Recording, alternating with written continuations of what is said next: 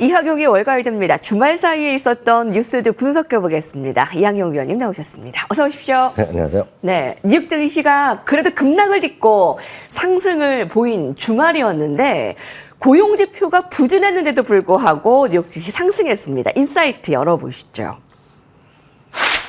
대선 직전에 미국의 10월 고용 쇼크입니다. 예상치를 크게 하회했고 3년 10개월 만에 가장 적은 증가폭입니다. 특히 이번에는 미국 대선을 앞두고 있어 더 중요한 시점이었는데요. 네, 맞습니다. 고용 보고서가 이제 발표됐는데요. 당초 예상은 10만 건이 좀 넘는 것으로 예상했고요. 물론 지난주에 계속 잇따라 나왔던 것은 업데이트된 것은 8만 건, 7만 건도 있었지만 그래도 이 정도로 안 나올 줄 몰랐죠. 불과 1.2만 명, 1만 2천 건밖에 나오지 않았기 때문에 한마디로 타이틀상으로 보면 충격이라고 얘기해도 틀릴 일이 없습니다. 보입니다. 그러다 보니 처음에 발표되면서 바로 금리가 좀 급락하는 모습도 보여주기도 잠시 했었는데요. 결국 좀 하나씩 따져보니까 뭐 그 정도 걱정할 것은 아니다라는 시각도 분명히 있었다라고 분명히 말씀드릴 수 있겠습니다. 신규 일자리 말씀드렸고요. 실업률은 4.1% 딱 예상 수준이 나왔기 때문에 큰 뭐 변화가 없었다라고 보셔야 되겠습니다. 시간당 임금은 조금씩 다시 좀 올라가는 모습, 그렇기 때문에 굳이 임금의 상승률은 약간 부담스러울 수 있다라는 그런 시각도 일단 일부 경제학자 그리고 월가에서 있는 것도 사실이라고 보셔야 되겠습니다. 그러면 왜 도대체 이렇게 충격적인 고용 숫자가 나왔는데 시장에서 별로 걱정 안 했냐는 것인데요. 말씀드렸다시피 10만 건 정도가 일단은 예측된 건 사실이 되겠는데요. 네. 지난 주 내내 약간 떨어지긴 했지만은요. 보잉이 파업이 있었습니다. 보잉이 파업으로 인해서 일자리 감소분이 4만 6천 건이 있었습니다. 미국은 이제 일시적인 이제 바로 충원했다가 바로 뭐 감원하고 이런 것도 일상적인데요. 파업을 하다 보니 숫자 확 줄어들었죠. 4만 6천 건이 마이너스 효과가 있었고요.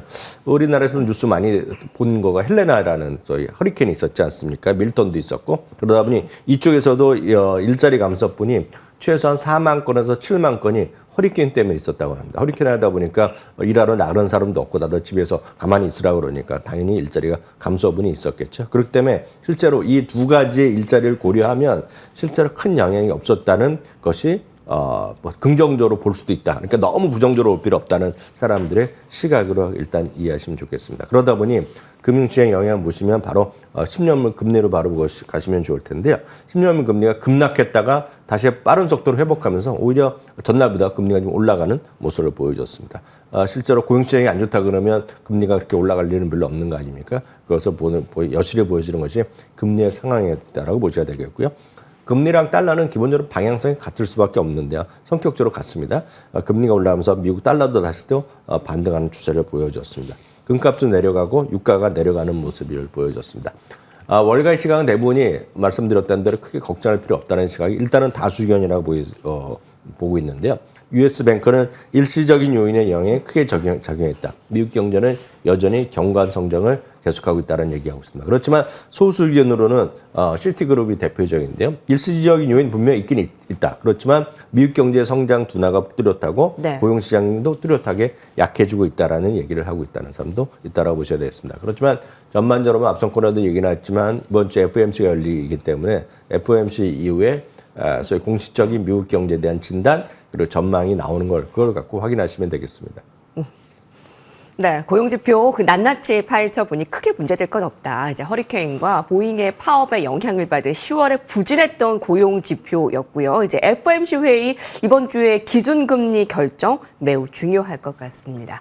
자, 이제 월가에서는 오늘 어떠한 헤드라인을 내놓았는지 한 가지씩 살펴보겠습니다.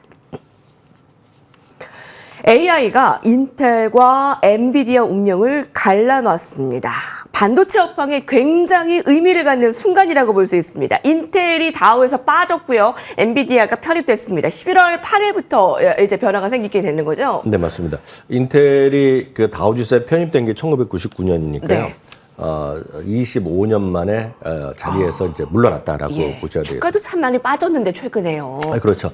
인텔하면 여러분들 노트북이나 컴퓨터 사실 때 보면 인텔 고유의 인텔 인사이드라는 그런 그 소리도 있지 않았습니까? 뮤직도 있었는데 그 시대는 이제 뭐 끝났다라고 보셔야 되겠습니다. 하여튼 그렇지만 결론적으로 보면 인텔은 빠졌고요. 그 자리를 당당하게 엔비디아가 편입됐습니다. 그래서 이거는 S&P 글로벌에서 운영하는 S&P 지수 산정위원회가 있습니다. 거기에서 공식적으로 발표를 한 것이 지난 금요일 날 미국 시간으로 보면 금요일 장 마감 이후에 실적 발표했고요.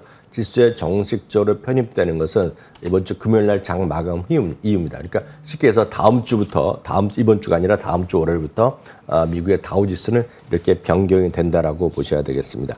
같은 날이요. 엔비디아가 편입된 것뿐만 아니라 셔인 윌리엄스, 마침 셔인 윌리엄스가 제가 지난 수요일 날인가 한번 보여드렸잖아요. 네. 페인트 이렇게 보여드리면서 DIY도 얘기했는데 이 셔인 윌리엄스는 세계 최대이자 미국 뭐 당연히 이제 하겠죠. 세계 최대니까 미국의 1위의 페인트 업체가 되겠습니다. 페인트 업체는 이제 공업용도 있을 것이고요, 상업용도 있을 것이고 일반 가정용도 있는 하여튼 페인트 회사의 뭐 세계 최대 회사라고 보시면 되겠고요. 1866년에 설립된 회사가 되겠습니다. 잠시 참고적으로 말씀드리면 이 다우지수라는 건 찰스 다우가 이제 만든 건데요. 1896년에 만든 지수고요. 종종 세계 최대 규모인 미국 주시장의 미국 기업 경제 상황을 아주 상징적으로 정확히 표현한다라고 이해하시면 좋겠습니다.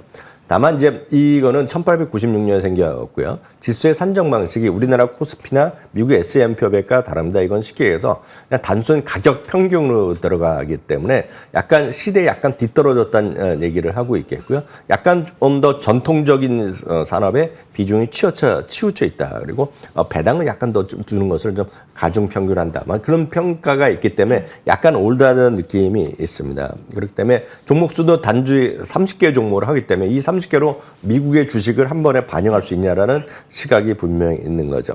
그리고 또 가격이 높은 주식 위주로 당연히 지수가 영향을 미치기 때문에 이 S&P 500과 달리 다우지수의 영향도는 과거와 다르다라고 보셔야 되겠습니다. 그래서 많은 분들이 엔비디아가 지금 다우지수에 편입돼서 네. 주가가 얼마만큼 올라갈지 이걸 제일 고민하실 텐데요. 네. 그런 분들한테 약간 기대를 잠깐 제가 좀 찬물을 끼얹는 얘기인지 모르겠으나 다우지수는 상당히 뭐랄까요 상징적 의미에 있다라고 주가보다. 네, 그래서 예. 실제로 다우지수를 추정하는 펀드도 있지만 생각보다 그렇게 많지 않다라고 보셔야 되겠고요. 압도적인 우위를 갖고 있는 것이 S&P 500입니다. 그래서 S&P 500을 추정하는 것들이 뭐 절대 다수고요. 다우에 있는 거는 극히 이제 상당히 심볼릭하다, 상징적이라고 보셔야 되겠습니다. 다만 지난 주말 기준으로 보면요, S&P 그 전체 미국 시장에서 애플과 엔비디아의 시가총액 차이가 거의 나지 않습니다. 2% 안 지시고 한 7,200억 달러 정도 되는데요.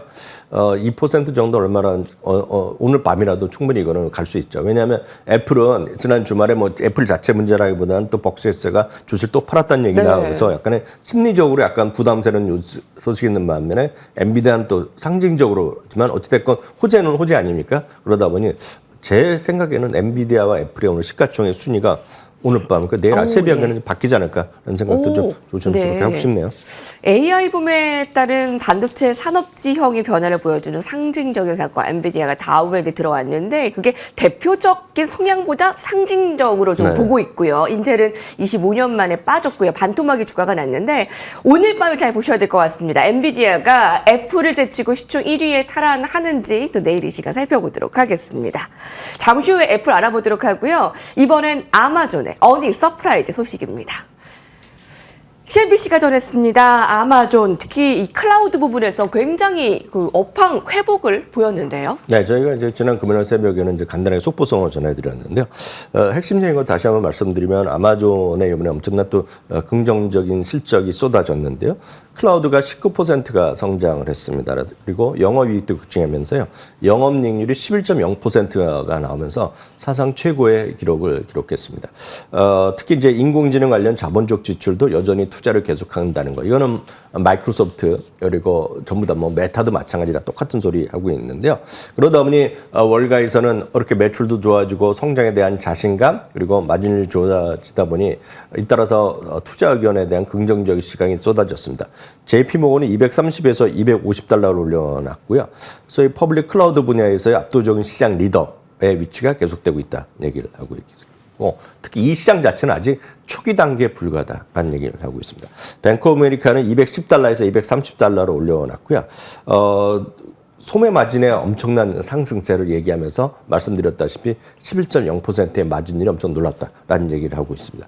도이치방크도 225달러에서 232달러를 올려놨습니다. 25년 연간 주당 수익 전망을 4% 상향한 조정할 수 있었다라는 자신감을 피력하고 있고요. 시티는 245에서 252달러를 올려놨습니다. 회사가 상당한 어떤 실적에 대한 자신감을 피력하고 있고 자신들도 거기에 동의한다는 얘기를 하고 있습니다. 아마 이번 실적 시즌에서 목표 주가 제일 많이 올라간 것이 빅테크 주식은 역시 지금까지는 아마존이라고 보셔야 되겠습니다. 최소한 25곳이 목표 주가 상회한 결과가 금요일 날 확인할 수 있었습니다. 3분기 실적이 시장 예상치를 큰 폭으로 상회했는데 이제 클라우드, 땡큐 클라우드 이제 계속 소식 전해지고 있습니다. 아마존 계속 주목되는 상황 살펴주시기 바랍니다. 자, 마지막은 애플입니다.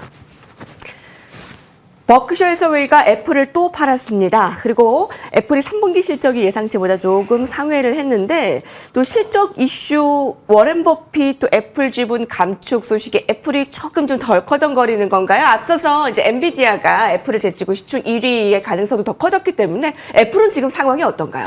네, 애플은 전체적인 투자 실적만 보면 뭐 그냥 그저 그런 성적이 표를 발표했다라고 보시면 좋을 것 같습니다. 그렇지만 여전히 투자 의견이 바뀐 것은 없습니다.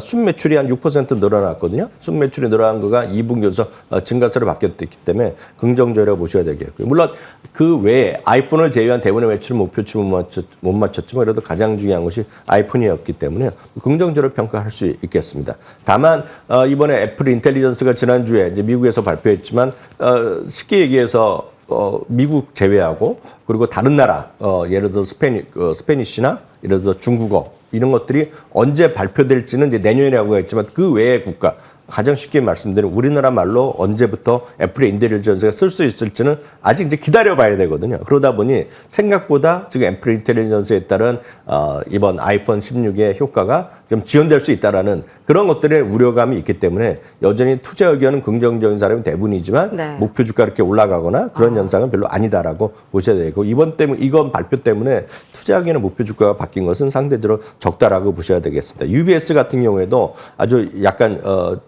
직설적으로 얘기하고 있는데요. 수요 증가가 있을 가능성이 거의 없다라고 자기는 얘기하고 있습니다. 그리고 제한된 온디바이스 AI의 기능이 소비자들에게 아직까지 공감을 받지 못하고 있다라는 얘기를 하고 있습니다.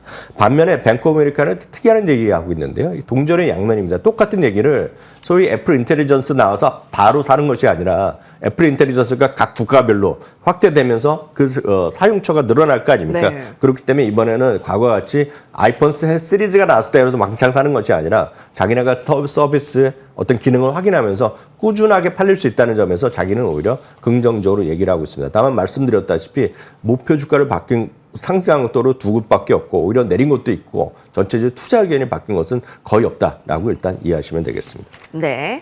자, 월가이드 함께했습니다. 이항효 위원님이었습니다. 고맙습니다.